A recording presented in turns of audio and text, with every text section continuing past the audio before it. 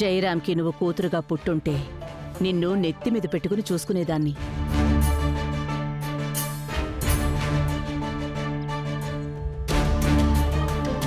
కాని ఆ ద్రోహికి గాని నువ్వు పుట్టుంటే నిన్ను కూడా వద్దనుకునుండేదాన్ని.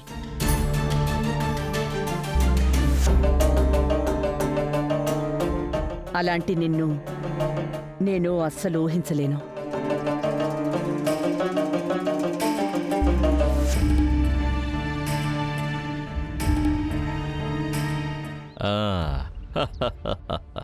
భలే ఉందిలే. ఈ కథకి క్లైమాక్స్ ఏంటి అని నాకు ఇప్పుడే తెలిసిపోయిందే. జయరానికి కూతురు అయ్యుండి నువ్వు నటించావు కదా, ఈవేళ వీటన్నిటినీ ఒక కొలికి తీసుకొస్తా చూడు బంగారే.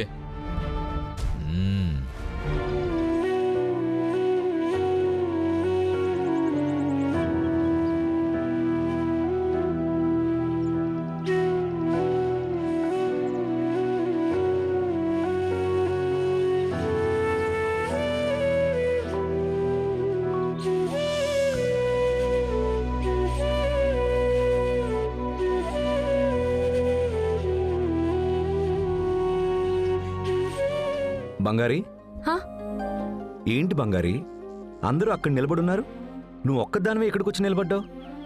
ఏం లేదు. చెప్పు బంగారి. ఏం చెప్పాలి?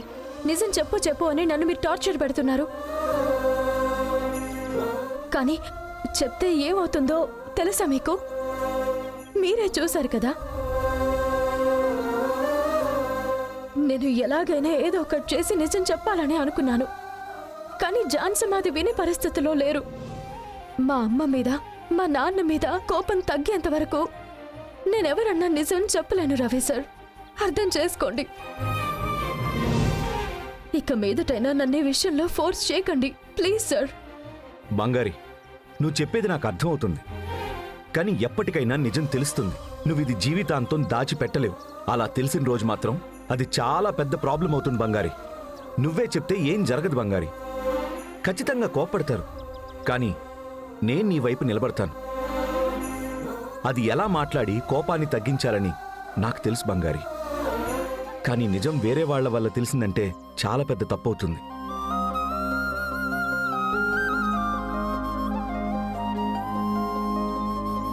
రవి, బంగారీ,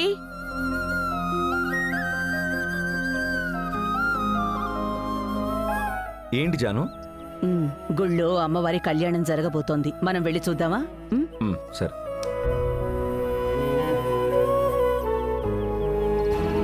అసలు అబ్బాయి అమ్మాయి మెళ్ళలో తాళి కట్టాడా? ఎక్కడా? అదే కుదరదని వదిలేసి వెళ్ళిపోయాడు కదా.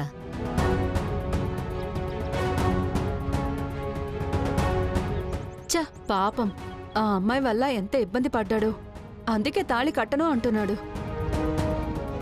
ఏం మాట్లాడుతున్నారమ్మా? ఆ అమ్మాయి ఏం చేస్తుందని చెప్పండి. మరి పెళ్ళయ్యి ఇన్ని రోజులవుతుంది, ఇంకా తను దూరంగా ఉంటున్నాడంటే ఈవిడ పెట్టే టార్చర్కే కదా.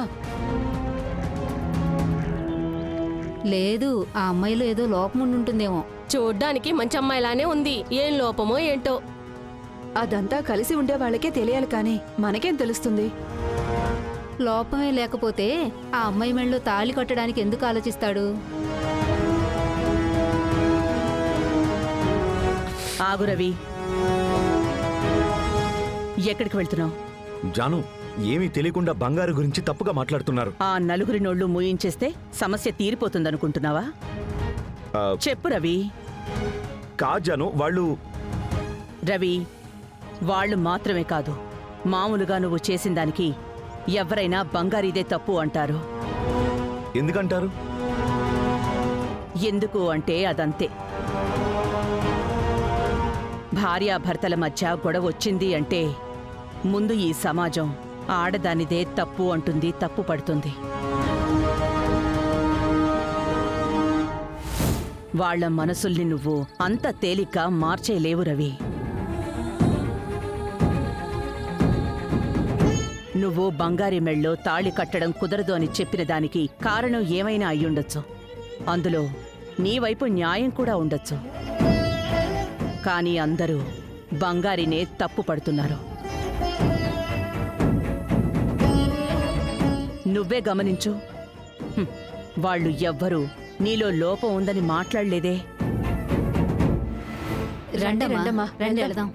రవి, నువ్వు సంయుక్తని చేసుకోవాలని ఆశపడ్డావు. కానీ తప్పుడు వ్యక్తి అని నువ్వే తరిమేశావు. అంటే నేను నీకు చేసింది కరెక్ట్ అనే కదా? కరెక్టే అని నువ్వు ఒప్పుకున్నట్టే కదా అర్థం.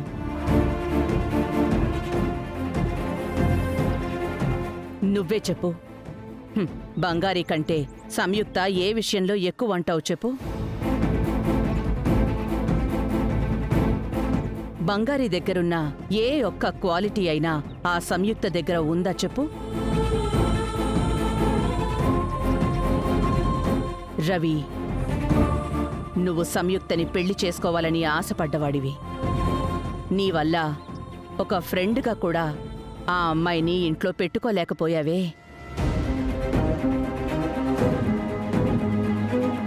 కానీ ఇప్పటి వరకు నువ్వు బంగారీతో కలిసే ఉంటున్నావు, నవ్వుకుంటూ మాట్లాడుకోగలుగుతున్నావు.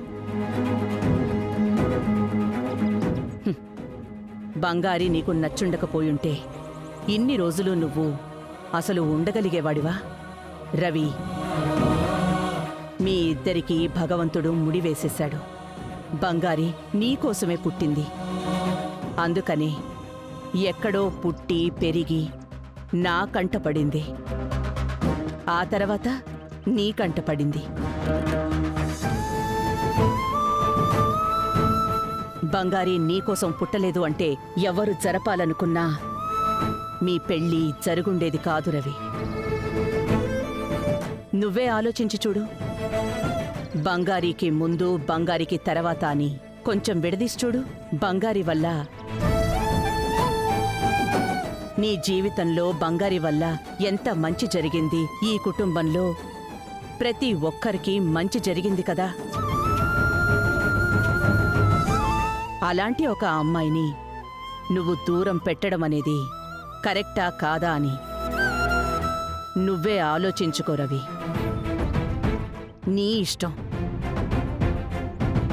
ఒక్క మాట చెప్తున్నాను, అమ్మాయి విలువ, కాలం విలువ మనతో ఉన్నప్పుడే తెలుసుకుంటే మంచిది.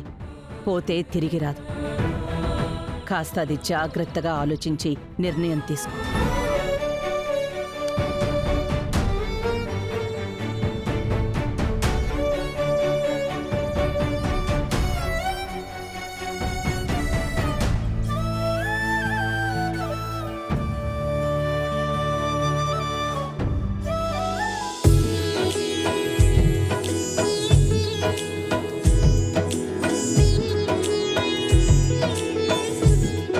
అందరూ వినండి, కాసేపట్లో స్వామివారి కళ్యాణం జరుగుతుంది. అందరూ వాళ్ళ భార్య మెడలలో తాళి కట్టేశారు కదా. ఏంటి ఆ అమ్మాయి మెడలో పసుపు తాడు లేదు? ఆ అమ్మాయి వాళ్ళ ఆయన తాళి కట్టను అని మొండికేస్తున్నాడు.